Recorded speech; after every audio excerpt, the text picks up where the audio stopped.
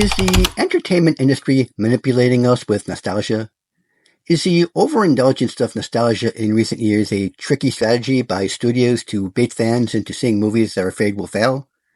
Nostalgia is comforting, but is all this nostalgia ultimately harmful to modern movies? This year's Ghostbusters, Frozen Empire, brings us back into the world of specters and ghosts, which began with the beloved mega-hit Ghostbusters from 1984. This latest installment gives us all the familiar aspects of the franchise that fans expect to see. We get cameos by the classic cast members, along with Slimer, Walter Peck, the Stave Puft Marshmallow Man, Ecto-1, and even the librarian ghost. We have an angry mayor and a showdown with an ancient evil. It's all comfortingly familiar. Nostalgia is very soothing.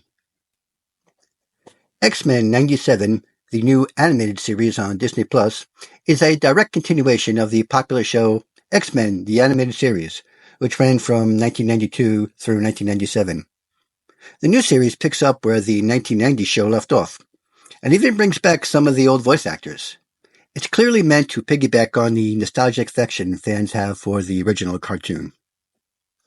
What exactly is nostalgia? Nostalgia is described as sentimentality for the past.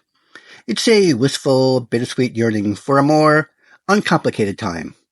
When you're feeling nostalgic, your personal associations are connected to things that once resonated with you in a pleasant way. There's an emotional comfort to nostalgia because it reconnects us to the way we felt when we believed life was simpler and less stressful. People suddenly remember how they felt back when they first watched a movie or a show. The movie in question may be worse than we remembered it to be, but regardless, the thought of it still evokes happy, uplifting memories. South Park joked about the concept of member berries, a sentient purple fruit that relaxes the eater with words of nostalgia and is used by the government to get people to enjoy the Star-Spangled Banner.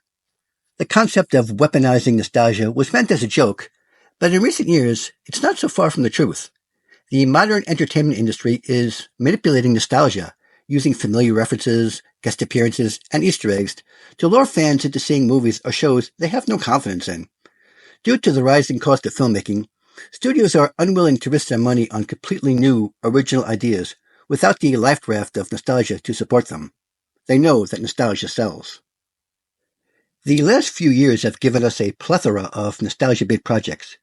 Cobra Kai, an excellent follow-up to the 1980s Karate Kid film franchise, premiered in 2018. It picks up on the story of Daniel LaRusso and his old rival, Johnny Lawrence, a franchise that ended in 1989. It brings back many of the original cast members. In 2020, we got the CBS All-Access streaming service show Star Trek Picard, featuring the well-respected Starfleet captain who was popular back in the 1990s when Star Trek The Next Generation was at its height. In 2021, Disney gave us the Star Wars streaming show The Book of Boba Fett, based on a character who debuted in 1978 and was killed off back in 1983. The same year gave us a Netflix revival of He-Man with Masters of the Universe Revelation, an IP which was popular back in 1982. That same year gave us Spider-Man No Way Home, which features not only 3 versions of Spider-Man, Tobey Maguire, Andrew Garfield, and Tom Holland, but also 5 villains from previous films, as well as Benedict Cumberbatch as Doctor Strange, Benedict Wong as Wong, and Charlie Cox as Matt Murdock. 2023 gave us Indiana Jones and the Dial of Destiny, starring 80-year-old Harrison Ford as the iconic archaeologist. He first played Jones in 1981. Also in 2023 was the Flash movie, which was heavily advertised for the return of Michael Keaton as Batman, a role he walked away from in 1992. In the same year, former Doctor Who star David Tennant returned to the long-running BBC series at a time when the ratings were down. This year, Hugh Jackman will be reprising his role as Wolverine for the first time since 2017 in the upcoming film Deadpool and Wolverine. Most people enjoy a certain amount of nostalgia. Being reminded of something you love is always pleasant. But are we seeing too much nostalgia? Are modern filmmakers getting lazy and relying on our good feelings for past projects, rather than putting their best efforts into their latest films? Is nostalgia becoming a crutch that supports projects that won't stand on their own? Or is it just a nice, harmless addition to enhance a new project?